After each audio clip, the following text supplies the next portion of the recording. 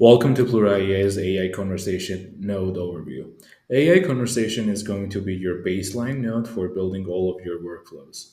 AI Conversation Node can be accessed by going to the Interactions tab on the top left, either by clicking the AI Conversation section right here or by drag and dropping it to the Flow Builder. AI Conversation Node has two configurations. One of them is the settings, another one is the node wizard, which basically allows Plura to fulfill all the sections inside the node configuration automatically by using the AI without your manual work.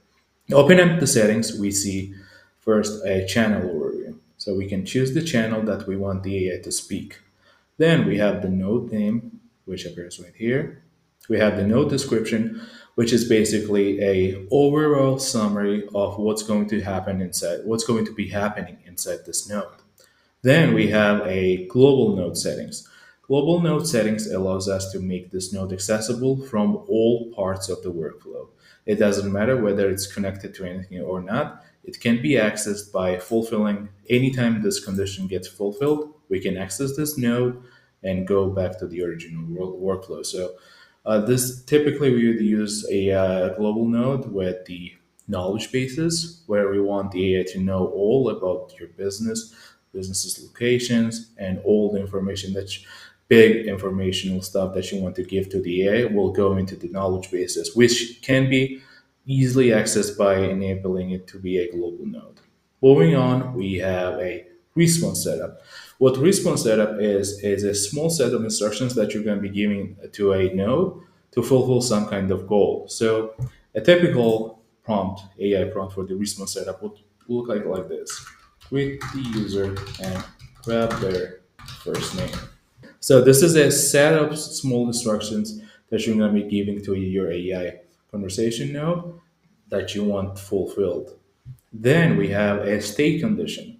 What stay condition does is basically it stays on this node until a certain condition is met, which works in tandem with the AI prompt. So here we would say user has provided their first name. So until this condition is met, the AI is not going to be moving on from this node to another. So we recommend you to put a small set of instructions in each of those AI conversation nodes. So this one could be a greeting. This another one can be grab the user's first name. Another one can be grab the user's email. Another one can be grab the user's medical condition. So by plugging all of those nodes together, that's how you make the Pluralia's conversational workflow.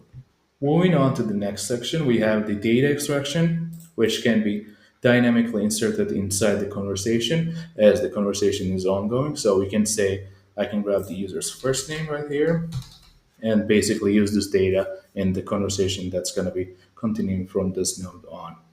We can describe what information should be extracted. We can describe the format also and indicate the type of the format that we're looking for also. Moving on, we have a behavior refinement where we basically fit the conversation history and the outcome that we're looking for with the different AIs that are working in our backend. So we could say if AI says something else and goes off the rails, we could give the conversation history and we could say this should have been your response. If the AI prematurely met the condition, we could do the same thing, basically feed it the conversation history and the outcome that we're looking for. And also, if it chooses a wrong path while going from one node to another, we can also fit the conversation history and the correct path that we were looking for. Moving on, let's go into a voice channel, and we have a voice settings. What voice settings allows you to do is basically to change the AI model, change the temperature of the AI also. You can also update the dynamic interaction threshold.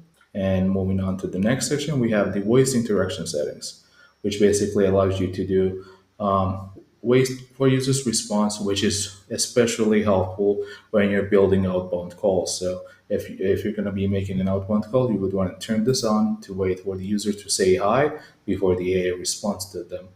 You have the skip the user's response Self-explanatory. It's going to skip the user's response and move on to the other node without even waiting for them. We have the block interruptions, which doesn't let the user to stop the AI while it's talking, and we have disable repeating on silence. So repeating on silence is something that happens every 4 to 5 seconds when the user is not speaking to the AI. So AI is going to check in with them. Hey, are you still there? Every 4 to 5 seconds. So basically, enable this is going to turn that functionality off. Thank you very much. I hope this video was helpful.